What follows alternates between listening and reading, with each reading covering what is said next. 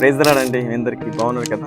చూడండి, చాలామంది క్రైస్తవులకు దేవుని ఆశ్రయించిన వారికి ఒక చింత, నాకు వివాహం అవుతుందో కాదు, నాకు ఉద్యోగం వస్తుందో కాదో, నేను ఇల్లు కట్టుకుంటానో లేదో, ఆ యొక్క స్థలంలో పెళ్ళి నేను విజయం పొందుతానో లేదో, అంటే ప్రతి దానికి చింతపడతా ఉంటాను. నువ్వు ఎవరిని ఆశ్రయించావు? ప్రభువును ఆశ్రయించిన నీవు, ప్రభు సన్నిధికి వెళ్ళిన నీవు, ప్రభు మీద నమ్మిక ఉంచిన నీవు ఎప్పటికీ నీకు చింత ఉండకూడదు, నీకు దిగులు ఉండకూడదు, నీకు అవిశ్వాసం ఉండకూడదు. ఎలా ఉండాలా?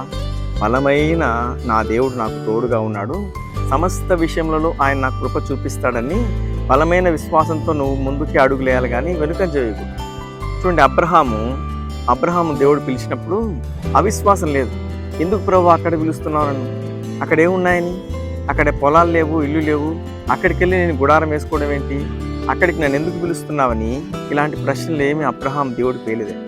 పిలిచిన వెంటనే దేన్ని గురించి చింతపడకుండా దేవుడు చెప్పిన చోటుకెల్లా గుడారం వేసుకొని అక్కడ దేవుణ్ణి ఆరాధించాడు, స్తుతించాడు, దేవుని మాట ప్రకారం నడిచాడు.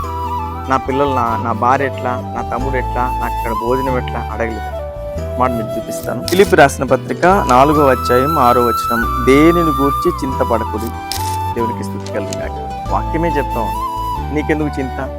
తప్పకుండా నీకు ప్రభు విజయం ఇస్తాడు, తప్పకుండా నిన్ను పోషిస్తాడు, తప్పకుండా నీ పిల్లలను మంచి పొజిషన్లో ప్రభు పెడతాడు, తప్పకుండా నీ పిల్లలకు మంచి సంబంధాలు తీసుకొస్తాడు, తప్పకుండా మంచి కంపెనీలో నీ పిల్లలకు జాబ్ ఇస్తాడు.